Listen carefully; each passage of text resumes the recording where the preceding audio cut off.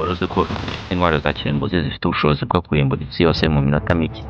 Muri iki kigereranyo tugiye kureba isasu bya mbere bitanu bya kirimbuzi bishobora kurimbura isi mu kanya gato. Ubundi igitekerezo cyo gukora intwaro za kirimbuzi cyatangiye mu kinyejana cya 20 igihe abahanga mu by'ubumenyi bw'ibinyabutabire batangiye gusobanukirwa uburyo atome ikora, cyane cyane aho atome imwe yashoboraga gusaduka igatanga ingufu nyinshi cyane. Albert Einstein yandikiye ibaruwa kuri perezida wa Amerika mu 1939 aburira ko Ubudage bushobora kuba burimo gukora intwaro zishingiye ku dusate duto twa atome. Iyo baruwa niyo yateye igitekerezo cy'umushinga wa Manhattan Project. Manhattan Project ni umushinga wa gisirikare wa Leta Zunze Ubumwe za Amerika ufatanyije n'Ubwongereza n'Ubuholandi, utangije mu ibanga rikomeye ugamije gukora ibisasu bikomeye kurusha ibindi byari bihari. Abahanga nka Robert na Enrico n'abandi bagize uruhare runini mu gukora ibisasu bya mbere bya kirimbuzi. 1985 bakoze ibisasu bitatu. Kimwe cyagerageje New Mexico, ibindi bibiri biraswa muri Hiroshima na Nagasaki mu Buyapani, yishe abantu ibihumbi n'ibihumbi.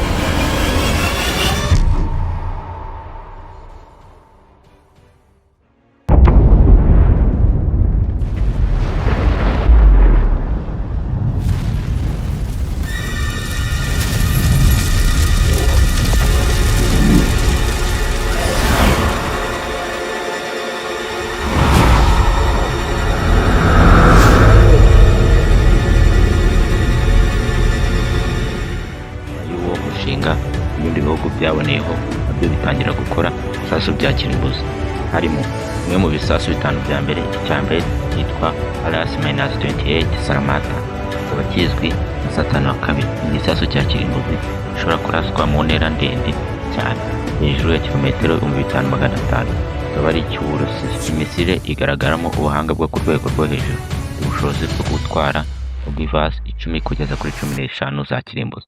Buri ogivas imwe ikaba ifite ubushobozi bwo kurimbura umujyi wose. Ifite range ya kilometero 18,000, bivuze ko ishobora kugera hose ku isi. Ishobora guca ku buryo bwo kwirinda bwa Leta Zunze Ubumwe za Amerika nka THAAD na Aegis, kubera uburyo igenda ku muvuduko uri hejuru kandi kanahindura icyerekezo mu kirere.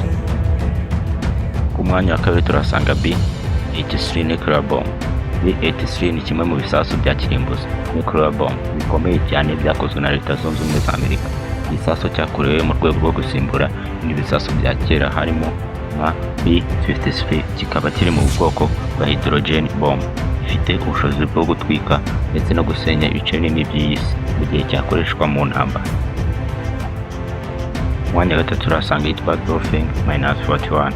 Dongfeng-41 ni misile ndende ya kirimbuzi ifite ubushobozi bwo kugira kilometero 15. Iyi misile ya ICBM ishobora kugera muri Amerika mu gihe gito cyane. Ikoresha MIRV, bivuze ko ishobora kurasa ahantu hatandukanye icyarimwe. Itwara ogivas zigera ku 10.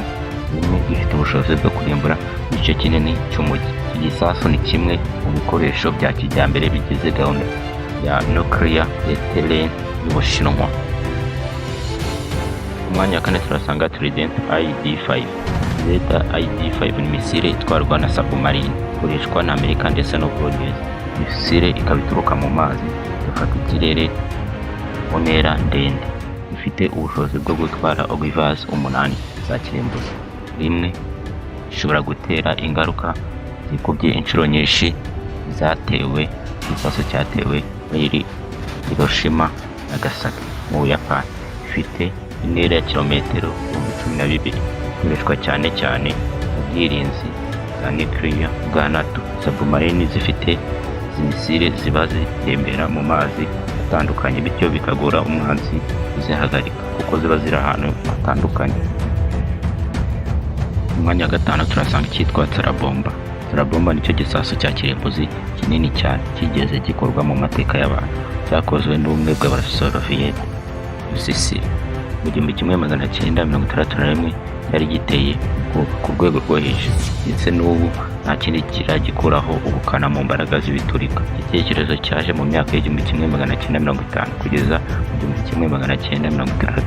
Isi yari mu ntambara y'ibidaturika, ariko yanubakaga uko byo bita indimi z'amahanga Cold War. Ubumwe bw'Abasoviyeti na Leta Zunze Ubumwe za Amerika barushwanaga gukora intwaro zikaze, cyane cyane ibisasu bya kirimbuzi. Nyuma yaho Amerika iturikije ibisasu bya kirimbuzi mu Buyapani, Hiroshima na Nagasaki, Abasoviyeti ntibari bifuza gusigara inyuma. Nibwo batangiye umushinga wa RDS 220 uzwi cyane ku izina rya Tsarabomba, bivuga umwami w'ibisasu. Ibi ni bimwe mu bisasu bikaze kandi biteye ubwoba byigeze kubaho, nubwo bitarakoreshwa mu ntambara kuva mu 1945, haga ko uzarimbura isi karacyahari.